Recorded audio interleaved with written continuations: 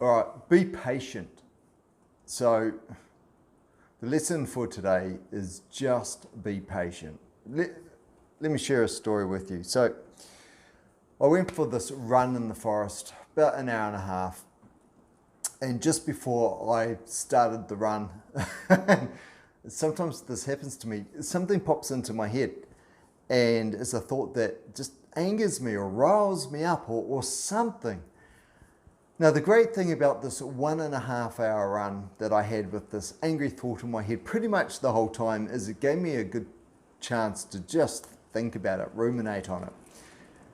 And that's not a bad thing for two reasons. Firstly, and this is the lesser of the two reasons, it makes my run go faster. When I run angry, for whatever reason, it's faster because my thoughts are somewhere else. The hour and a half just dissipates, right? But the second reason is it gave me a long time to just think about this thing, and it stopped me, because I spent an hour and a half thinking about it, it stopped me from replying or acting on it pretty quickly. And then of course the anger subsides during the run. So by the time I'm back to the car after the run, I'm feeling pretty good about things. Things are in control. I've got a plan in terms of how I'll deal with it. And I'm nowhere near as reactive as I was at the start of the run. So it served me well. Now, how often in our situations is it so easy to communicate back to someone, whether it's a terse argument that we're having with even friends or family or someone where we react straight away. In fact, it's almost a necessity to react. If someone says something to you, you need to say something back. And I'm not saying, you need to escalate it or anything like that. When I'm saying you need to say something back, it's just a natural thing. Someone says something, you say something back, they say something. It's just a conversational thing, just on that law of conversation. Someone says something, you say something back, and vice versa, right? So that's rhythm that we have in our conversations that's become ingrained over years. How often do we have a conversation and someone says something to someone else and that other person takes 4 or 5 seconds to think of an answer before they reply? And that's a long time. It's this.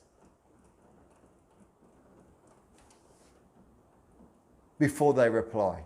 So if they do that, if they wait 4 or 5 seconds and they think about what you've said before they reply, that would stand out because that's super unusual.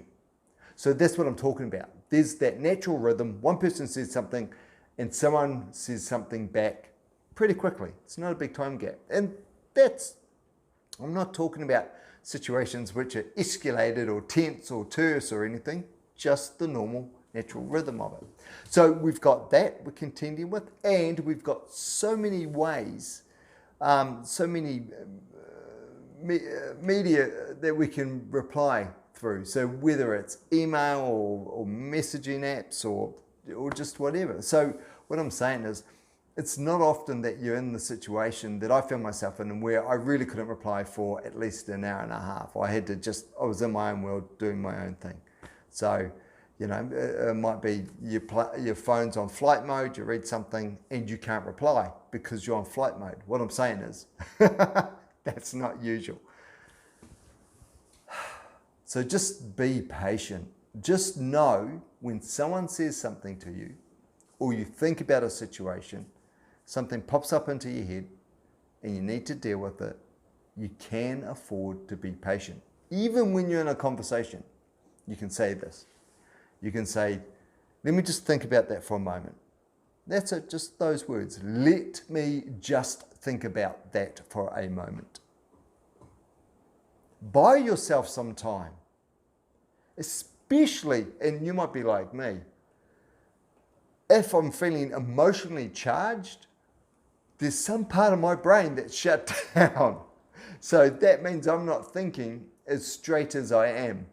Or as clearly as I am, or I'm not articulating myself as well as I am when I'm not emotionally charged. And that's probably those situations where later you think, oh, I should have said, or I should have mentioned, or how I could have pitched it, or I think I was a bit too harsh with what I said. I kind of regret that now. I wish you know the feeling, right? Someone cuts you off in traffic, whatever, you toot at them. 30 seconds later, it's not an issue. You might even think, why did I toot at them? And then you pull up next to each other at the lights, and you're like, do I look at them or not? And this is only 30 seconds or a minute later, and you're in a completely different space. The incident never changed. But the way you'd react to it over that time period, 30 seconds ago versus now, completely different. Completely different. So, be patient. You don't have to respond straight away. If it's a conversation, you can buy time. Let me think about that for a moment. Sounds rational. Why would someone not let someone else think? That's a good way of saying, I've heard what you've said. In fact, I'm putting so much weight on it, I'm thinking about it. So your fast response that you have to give in a conversation, that's how you can take care of that, all the way through to just don't respond if you don't need to straight away. Just be patient. Just wait. Wait until you come to that right answer, where you don't have to go through that, I wish I'd said this. Wait until that right answer pops up and you think, that's actually quite clever. That's what I'll do. Not clever to win points or whatever, clever to just work in, to cooperate, to collaborate, communicate with someone and get it sorted. Maybe better articulate how it is that you're feeling. Whatever it is, just be patient. We don't have to solve things or react to things anywhere near as quickly as we think we do. That sense of urgency often is a complete misrepresentation of the urgency that's actually needed. The sense of urgency is different than the urgency that's needed. So allow yourself to be patient. It is about allowing yourself that. Give yourself the permission. You don't need it from anybody else. Give yourself the permission to be patient, because it is pretty hard to change history. So be conscious about the history you are creating. That's it. That's it. I make these videos because they reinforce to me the behaviors that have worked for me. So that's the reason why I make these videos.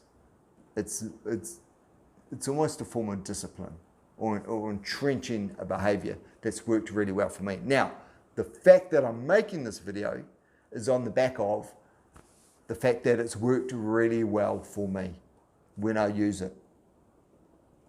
So because I've made this video and you've seen it, and I thank you for that, there might be something in it for you. It's worked for me. It's a proven thing.